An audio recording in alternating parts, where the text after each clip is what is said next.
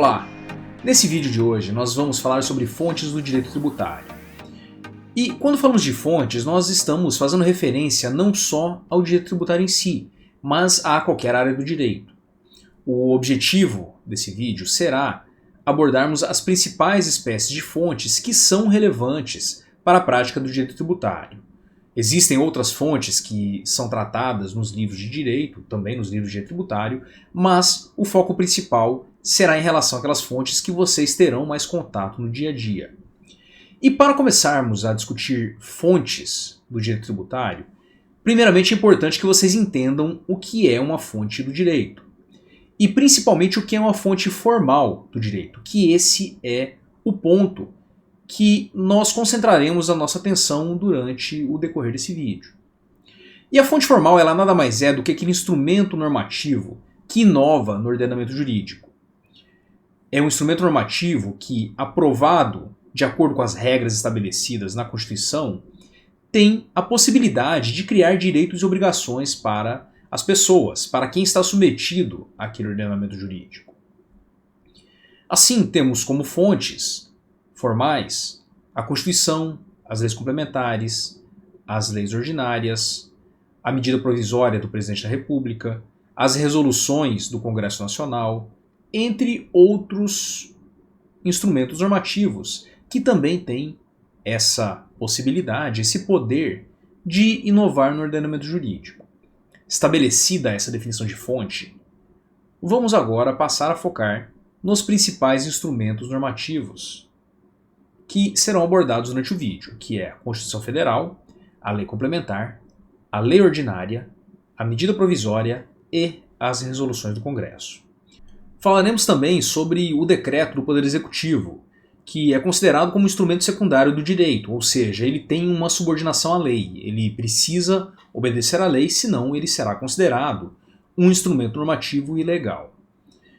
Então, realizadas essas primeiras observações sobre o tema fontes do direito tributário, passamos agora à análise específica de cada uma das fontes relevantes que eu mencionei aqui para as senhoras e os senhores. Então, iniciamos com a Constituição Federal. A Constituição ela é um instrumento normativo que estabelece o Estado de Direito em determinado local. Portanto, no Brasil, nós temos aqui a nossa Constituição Federal e a nossa Constituição estabelece como todo o nosso Estado está estruturado. E dentro dessa estruturação do Estado, nós temos também a divisão de competências tributárias. E essa divisão é realizada entre os entes políticos distintos que foram criados pela Constituição. Portanto, dependendo de qual ente político a que estamos fazendo referência, ele terá determinados direitos para a realização da tributação. Mencionamos isso já em vídeos anteriores, onde discutimos essa delimitação de competência tributária. Por exemplo, a União, que é um ente político, pode tributar a renda, enquanto o Estado tem o poder de tributar a circulação de mercadorias. Já o município pode tributar a prestação de serviços. Assim, dentro aqui dessa nossa análise de fontes do direito, a Constituição ela serve para essa estruturação do Estado, para a estruturação de como normas serão criadas, ou seja, qual é o processo legislativo para que se tenha novos direitos e deveres dentro do ordenamento jurídico, e, finalmente, a qual ente político está atribuído o poder de tributar determinadas materialidades, determinadas situações específicas. O próximo instrumento normativo que nós vamos analisar é a Lei Complementar. A Lei Complementar é uma lei de caráter nacional, ou seja, ela é aplicável para a União, para os estados e para os municípios. E esse caráter nacional, ele vem de uma necessidade de uma certa uniformização da legislação tributária. Por exemplo, o nosso Código Tributário Nacional ele é considerado como uma lei complementar. Ele foi recebido pela Constituição de 88 com esse status de lei complementar. E a lei complementar ela possui várias funções, ela tem um quórum de aprovação que depende da maioria absoluta do Congresso Nacional, ou seja, um quórum de aprovação que é maior do que o quórum de aprovação de lei ordinária. Porém, Como regra geral, não existe hierarquia entre lei complementar e lei ordinária. O que nós temos é que determinados assuntos só podem ser regulados por lei complementar. E, se estamos tratando de um assunto que precisa de lei complementar para que ele seja regulado, a sua regulação por uma lei ordinária será inconstitucional.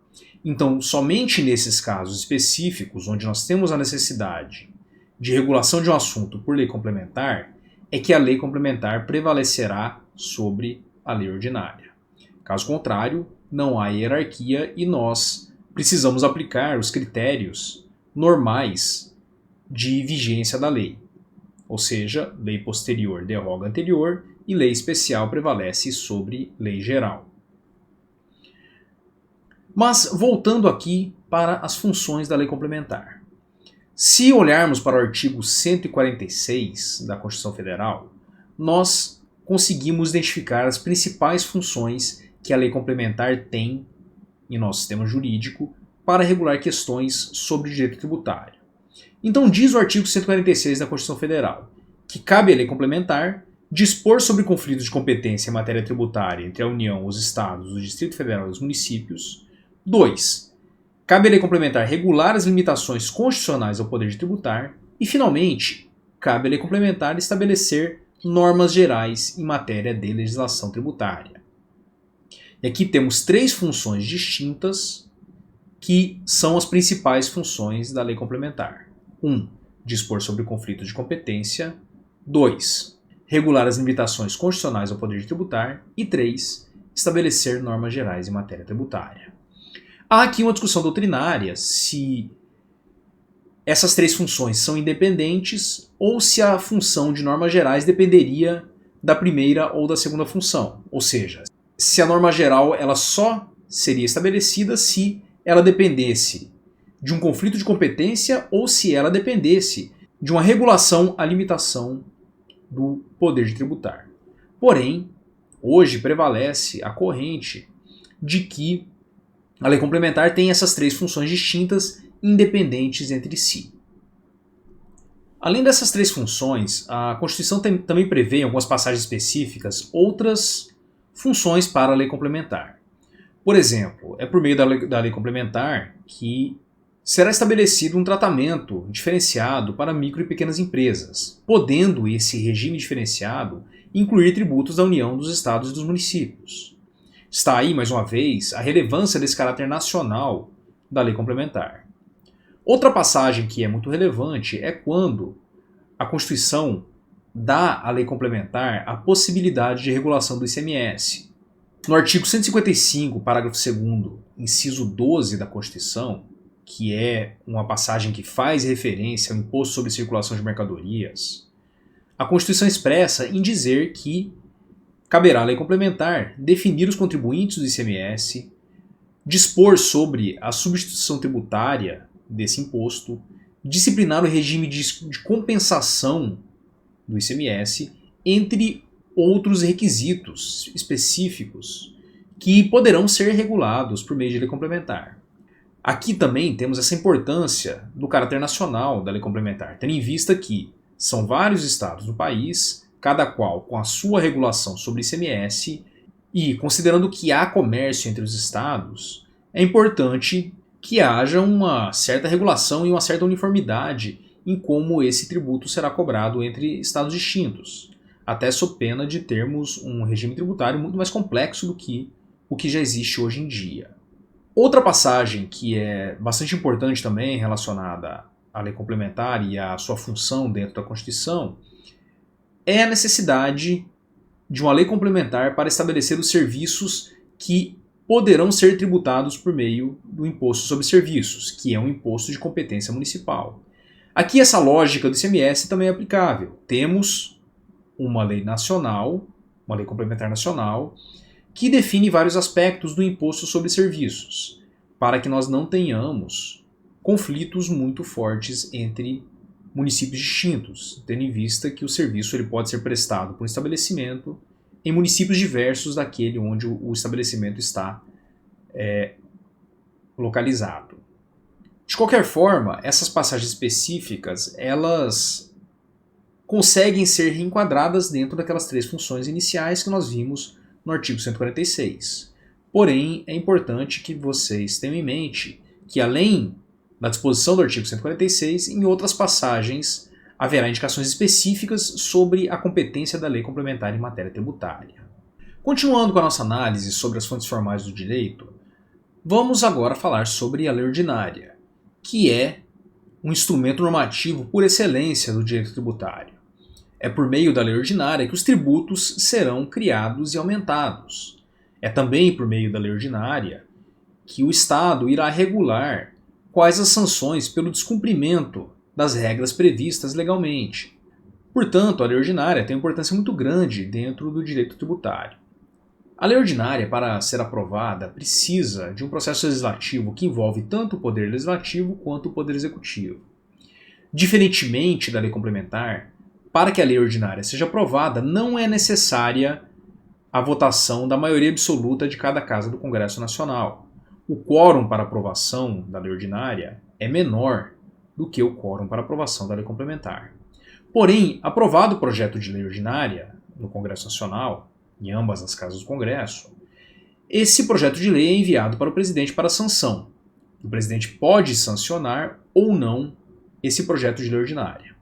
Havendo veto ao projeto, esse projeto será enviado com veto novamente ao Congresso, que poderá, agora sim, por maioria absoluta, derrubar o veto do presidente da República. E derrubado o veto, a lei ela será aprovada e publicada, também ingressará no ordenamento jurídico. Assim, podemos afirmar que a aprovação de uma lei ordinária depende de um controle entre poder legislativo e poder executivo. E isso dentro do direito tributário é algo que é muito relevante, porque cobrar mais ou menos imposto da população é algo que precisa ser devidamente discutido e devidamente planejado. É necessário que haja aqui um controle político sobre esse tipo de tomada de decisão, tanto para a população em geral, quanto para os estados e municípios que serão afetados pelas alterações em regras tributárias. O próximo instrumento normativo que vamos tratar é a medida provisória. Esse é um instrumento normativo que possui força de lei e pode ser editado pelo presidente da República sem a necessidade de intervenção do legislativo em casos de relevância e urgência. A questão aqui é que esse instrumento, ele, como o próprio nome diz, é provisório. Após a sua edição, que já entra no ordenamento jurídico com força de lei, ele precisa ser submetido ao Congresso para que o Congresso aprecie se esse instrumento será convertido em lei ou não. Assim, editada a medida provisória, nós temos já a inovação no ordenamento jurídico, a criação de obrigações e deveres unilateralmente pelo presidente da República. A medida provisória ela deve ser convertida em lei em 60 dias, com a possível prorrogação por mais 60 dias, e caso isso não aconteça, a medida provisória perderá a sua eficácia. Um único detalhe é que, para o direito tributário, existem algumas limitações. O parágrafo 2º do artigo 62 da Constituição dispõe que medida provisória que implique instituição ou majoração de impostos, exceto nos casos de imposto de importação, imposto de exportação, IPI, IOF e imposto extraordinário de guerra, a medida provisória só produzirá efeitos no exercício financeiro seguinte se ela houver sido convertida em lei até o último dia daquele exercício em que ela foi editada. Em outras palavras, a medida provisória ela não terá uma função muito relevante no direito tributário, a não ser nos casos que eu mencionei, nos casos de imposto de importação, de imposto de exportação, de imposto sobre produtos industrializados, de imposto sobre operações financeiras e no caso de imposto extraordinário de guerra. Porque nos outros casos, para que a medida provisória ela tenha eficácia, ela precisará ser convertida em lei no exercício financeiro anterior àquele em que o tributo será cobrado. Ou seja, temos aqui a aplicação do princípio da anterioridade. De qualquer forma, a medida provisória é um instrumento normativo muito relevante e que pode ter algumas aplicações específicas aqui dentro do direito tributário. Finalizada a nossa discussão sobre medida provisória, passamos à análise da resolução do Senado. O Senado, enquanto órgão representante dos estados, tem uma função muito relevante para o estabelecimento de alíquotas dos impostos de competência dos estados. Por exemplo, para o imposto de doação e transmissão causa-mortes, o Senado poderá estabelecer alíquotas mínimas e máximas desse tributo. Em relação ao IPVA, o Imposto sobre a Propriedade de Veículo Automotor, o Senado tem a prerrogativa de estabelecer alíquotas mínimas. E, finalmente, sobre o Imposto de Circulação de Mercadorias, caberá ao Senado, por meio de resolução, estabelecer as alíquotas interestaduais e também estabelecer alíquotas mínimas. Portanto, esse instrumento normativo, a resolução do Senado, é um instrumento que é muito importante para os estados, tendo em vista que ele poderá estabelecer limites para as alíquotas dos impostos estaduais. Passamos agora à análise do último instrumento normativo que iremos tratar nesse vídeo, que é o Decreto do Poder Executivo. Esse é um instrumento normativo que depende da lei. Ele precisa obedecer à lei. Por isso é considerado como um instrumento normativo secundário. A principal importância do decreto é que ele é utilizado para regulamentar as leis. Então ele traz regras mais específicas sobre como que a tributação será realizada. Obviamente, como instrumento secundário, o decreto ele não pode fugir daquilo que está estabelecido em lei. Além dessa função principal de regulamentação do que está previsto na legislação, o decreto, em algumas situações específicas, também pode permitir o aumento de alíquotas, que são aqueles casos que nós vimos já de exceção ao princípio da legalidade. Então, por exemplo, impostos como imposto de importação, de exportação, imposto sobre produtos industrializados, entre outros, permitem que o presidente da República aumente a alíquota do tributo sem a necessidade de edição de uma lei. Ele pode fazer isso por meio de decreto. Além disso, outra função do decreto para os municípios é a possibilidade de atualização da base de cálculo do IPTU, desde que dentro dos limites da inflação, sem necessidade de criação de uma nova lei. Portanto, o decreto do Poder Executivo tem uma função muito relevante no dia a dia do direito tributário, seja para a regulamentação das leis de direito tributário, seja para o estabelecimento de alíquotas e para a atualização da base de cálculo naquelas situações em que a Constituição Federal permite que isso seja feito. E assim terminamos a nossa conversa sobre fontes do direito tributário. Abordamos as principais fontes que vocês terão que lidar no dia a dia do direito tributário. Porém, é importante que vocês tenham em mente que outros instrumentos normativos também podem ser relevantes em seu dia a dia. Por exemplo, instruções normativas da Receita Federal, pareceres da Procuradoria da Fazenda Nacional, entre outros tipos de instrumentos normativos que, ao longo do trabalho com normas sobre direito tributário, vocês começarão a ter mais contato. O objetivo do vídeo foi trazer esses principais instrumentos para que vocês comecem a se familiarizar com as fontes do direito tributário. Espero que tenham gostado do vídeo e até um próximo encontro.